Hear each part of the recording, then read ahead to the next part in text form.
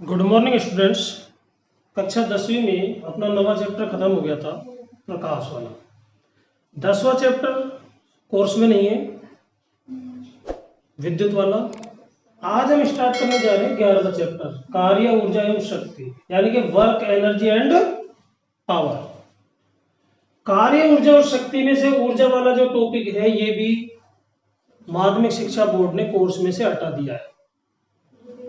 तो इस चैप्टर के अंदर हम पढ़ेंगे सिर्फ कार्य एवं शक्ति के बारे में। ऊर्जा हटा दिया गया है, ये ध्यान रखना।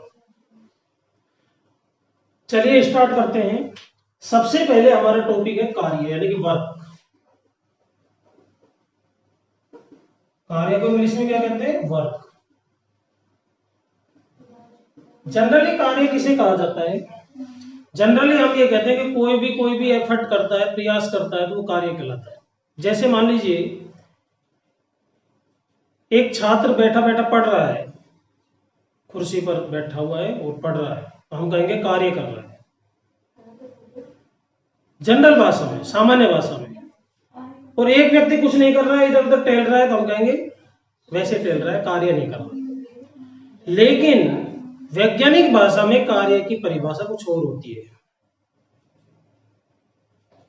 वैज्ञानिक दृष्टि से कार्य क्या है, ये आज हम जानेंगे। कार्य है क्या? कार्य होने के लिए कम से कम दो चीजों की आवश्यकता होती है। एक तो वस्तु पर बल लगना चाहिए और दूसरा उसका विस्थापन होना चाहिए बल के कारण। तो बल और विस्थापन जब होते हैं तभी कार्य होता है, अदरवाइज नहीं होता है। तो कार्य की परिभाषा क्या हुई? किसी वस्तु पर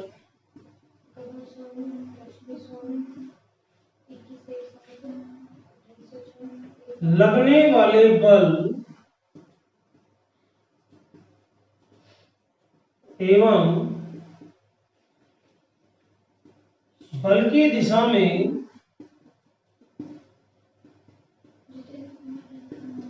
विस्थापन के गुणनफल को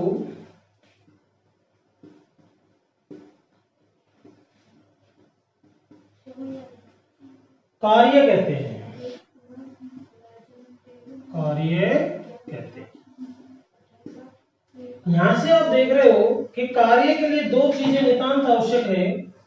पहला बल और दूसरा बल के कारण विस्थापन होना चाहिए। जैसे मान लीजिए ये एक वस्तु है, समतल पर रखी हुई है, इस पर इस दिशा में बल लगाया F। बल के कारण वस्तु विस्थापित होकर A से कहां पर आ जाती है? B पर आ जाती है।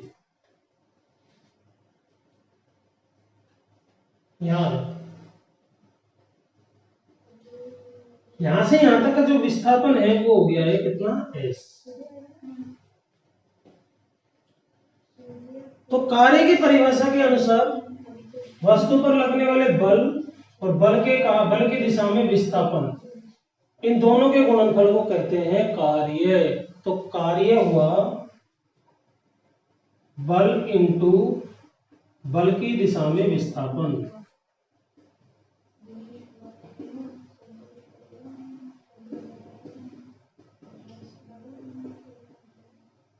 कार्य को अपन वर्क कहते हैं इंग्लिश में, तो इसका जो संकेत होता है कार्य का वो W होता है। W से इंडिकेट करते हैं इसको। तो कार्य की जगह लिखा W, बल है F और विस्थापन है S। तो कार्य का फॉर्मूला हो गया F इंटू S। ये सामान्य स्थिति में कार्य का सूत्र है। जब बल और विस्थापन एक ही दिशा में होते हैं तब ये फॉर्मूला काम में आएगा, ये ध्यान रखना। तो ये याद रखना, किसी वस्तु पर लगने वाले बल और बल की दिशा में विस्थापन, दोनों के गुणनफल को कार्य कहा जाता है। सामान्य सूत्र इसका होता है W बराबर F। लेकिन हर एक परिस्थिति में ऐसा नहीं होता कि जिस दिशा में बल लगाया जाए उसी दिशा में विस्थापन हो। जैसे छोटे बच्चों को आपने देखा होगा, कई बार खिलौना गाड़ी से वो खेलते हैं, तो खिलौना गाड़ी को धागे से बांध लिया और यो खींचते हैं, और गाड़ी यूं थोड़ी आती है, गाड़ी चलती है नीचे समतल पर। तो इस स्थिति में विस्थापन जो है वो बल की दिशा में नहीं हो रहा है। तो इस स्थिति में कार्य कैसे निकालते हैं वो देखिए।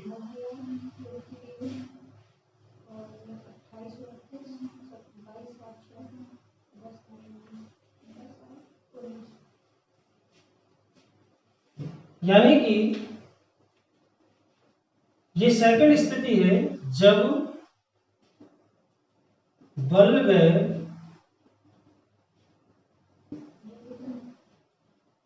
विस्थापन के मध्य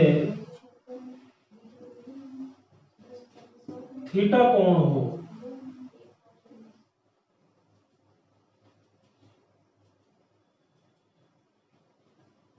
जब बल एवं विस्थापन के मध्य थीटा कोण हो तब कार्य कैसे ज्ञात किया जाता है वो हम देखने जा रहे हैं। तो देखिए सबसे पहले इसका डायग्राम बनाएंगे। यहां पर ये एक समतल पृष्ठ है,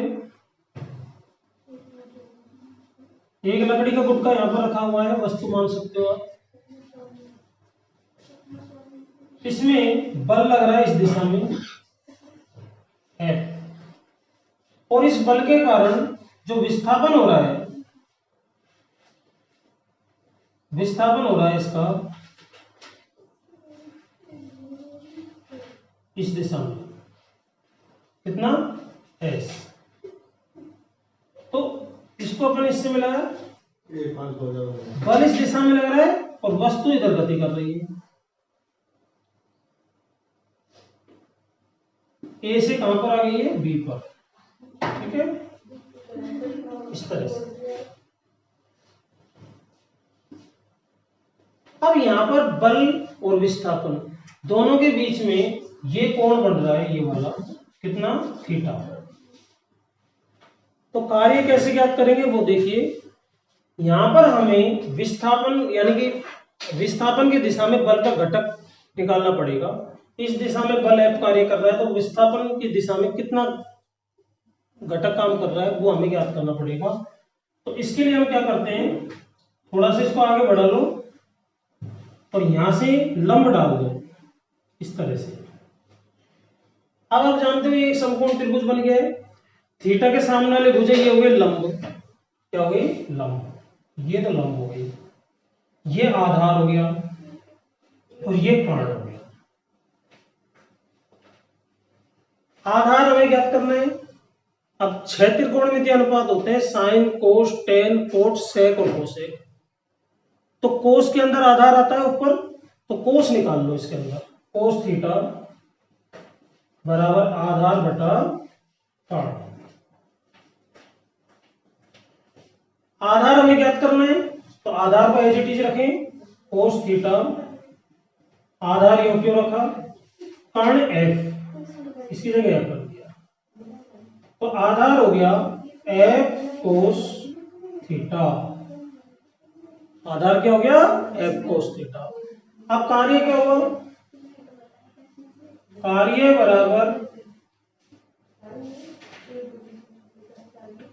बल का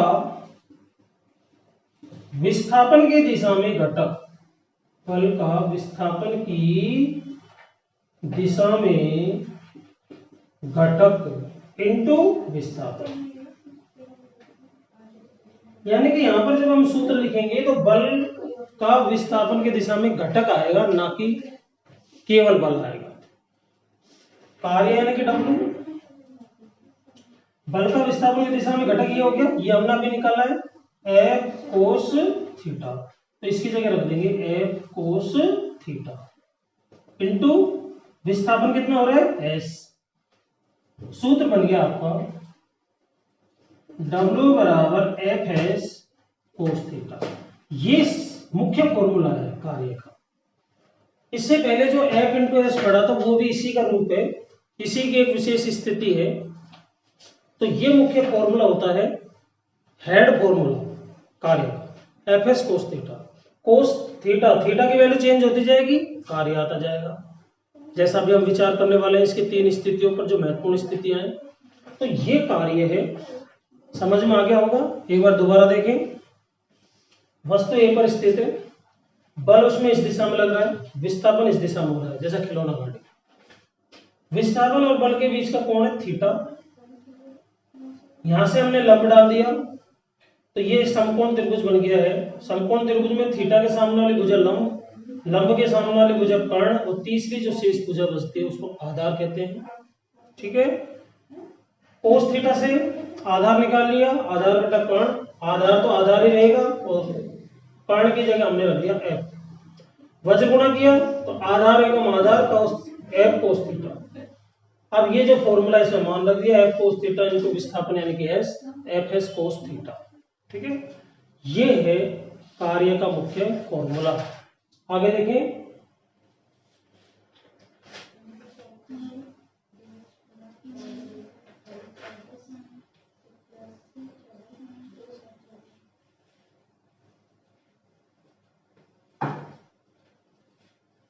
स्थितियां।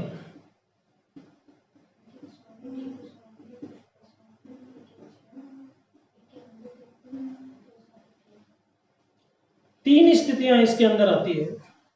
फॉर्मूला तो आपको पता ही है, W बराबर एफ एस कोस थीटा।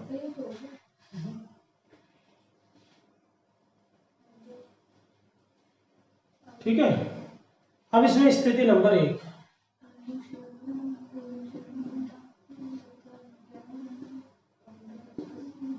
यदि थीटा बराबर 0 डिग्री है, यानी कि वही जो स्टार्टिंग बताया था, बल और विस्थापन एक ही दिशा में कार्य करते हैं, तब कार्य का मात्रक क्या होगा। देखिए, थीटा बराबर कोस 0 डिग्री, तो W बराबर हो गया एफ इंटू एस कोस 0। और आप जानते हो त्रिकोणमिति में आपने टेबल पढ़ी है, त्रिकोणमितीय टेबल, उसमें कोस 0 का मान होता है 1, कोस 0 बराबर 1। तो ये मान इसके अंदर पुट करेंगे, क्या आ जाएगा, W बराबर F into S into 1, W बराबर आ गया एफ एस। वही आ गया जो हमने शुरू में जो कार्य आपको समझाया था, तो शुरू में जो फॉर्मूला लिखा था वही एज इट इज आ गया। ठीक है, तो जब भी थीटा का मान 0 डिग्री है, इसका मतलब आप समझ गए होंगे, थीटा 0 का मतलब है जैसे ये वस्तु है, इस दिशा में बल कार्य कर रहा है, तो विस्थापन भी इसी दिशा में होता है।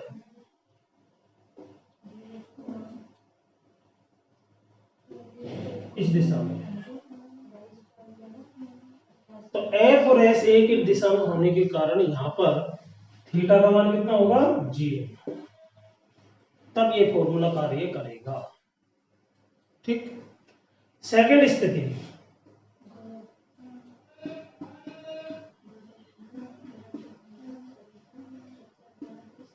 यदि थीटा बराबर 90 डिग्री है, तो 90 डिग्री W बराबर हो जाएगा एफ एस कोस 90। कोस 90 का मान कितना होता है, 0, तो W बराबर एफ एस और कोस 90 की जगह रख दिया 0, इसको ब्रैकेट में रख देंगे, कोस 90 बराबर 0।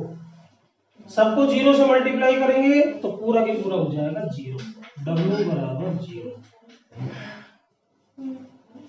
ये हो गई स्थिति नंबर सेकंड।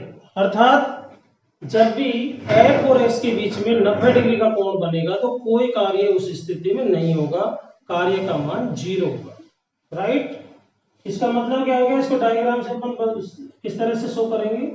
ये कोई वस्तु है, इसमें बल लग रहा है इस दिशा में और विस्थापन हो रहा है इस दिशा में, तो इनके बीच का कोण हो गया 90 डिग्री, तब कोई भी कार्य नहीं होगा, कार्य का मान क्या होगा, 0। ठीक है, अब तीसरी स्थिति विचार करते हैं। एक बात और ध्यान रखनी है, इन दोनों स्थितियों में कार्य धनात्मक होता है और अगली जो तीसरी स्थिति है उसमें कार्य ऋणात्मक होता है। इसमें क्या होगा देखिए,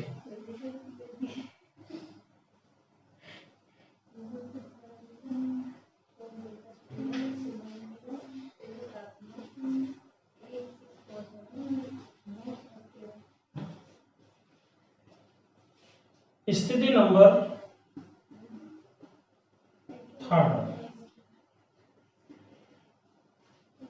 जब विस्थापन और बल एक दूसरे के विपरीत होते हैं, अर्थात जब बल एवं विस्थापन परस्पर विपरीत होते हैं, इस स्थिति में जैसे ये कोई वस्तु है, ये वस्तु विस्थापित हो रही है इधर, ठीक है, और बल लग रहा है इधर, अपोजिट साइड हो गया। तो यहां पर बल और विस्थापन दोनों के बीच का ये जो कोण है ये हो जाएगा 180 डिग्री, ठीक है। जैसे एक चलती हुई गाड़ी है, चलती हुई गाड़ी में ब्रेक लगाता है ड्राइवर, तो ब्रेक विपरीत दिशा में लग रहा है, मतलब बल, ब्रेक के कारण जो गाड़ी पर बल लग रहा है वो विपरीत दिशा में चल रहा है, जिसके कारण गाड़ी कुछ दूरी तक चलेगी फिर रुक जाएगी, क्योंकि विपरीत दिशा में बल लग रहा है उसमें। तो इस स्थिति में ऋणात्मक कार्य होता है। कुएं से जब हम बाल्टी खींचते हैं चक्री पे होकर के, तब भी ऋणात्मक कार्य होता है। किसी वस्तु को नीचे से ऊपर फेंकते हैं तो वस्तु जाती है ऊपर और गुरुत्वीय बल लगता है नीचे, तो उस केस में भी ऋणात्मक कार्य होता है। तो यहाँ पर थीटा का मान होता है 180 डिग्री। तो कार्य क्या होगा, W बराबर Fs cos 180। Fs 180 का मान होता है -1, -1 से इसको गुणा करेंगे तो -Fs। इस केस में कार्य कैसा हुआ, ऋणात्मक। तो ये ऋणात्मक कार्य है। इसके अनेक एग्जाम्पल दिए जा सकते हैं, जैसे गाड़ी में ब्रेक लगाने पर जो कार्य होता है ऋणात्मक कार्य होता है। वस्तु को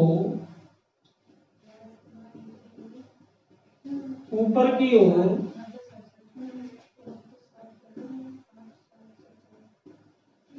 फेंकने पर गुरुत्वीय बल के विरुद्ध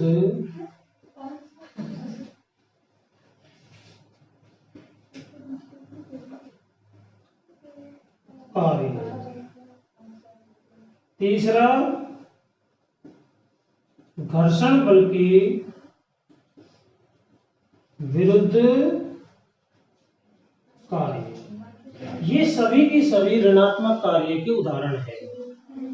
चलती गाड़ी में ब्रेक लगाएंगे तो कार्य ऋणात्मक होगा, वस्तु को नीचे से ऊपर की ओर फेंकेंगे तो गुरुत्वीय बल के विरुद्ध कार्य ऋणात्मक होगा, और जब कोई वस्तु किसी धरातल पर चलती है तो घर्षण बल के विरुद्ध कार्य ऋणात्मक होगा। तो ये ऋणात्मक कार्य के एग्जाम्पल्स हैं, और ये तीनों स्थितियां आपको बता दी गई है। तो ये अपना टॉपिक था आज का कार्य, जो समाप्त हुआ। इसको ध्यान से देखेंगे, समझेंगे। धन्यवाद।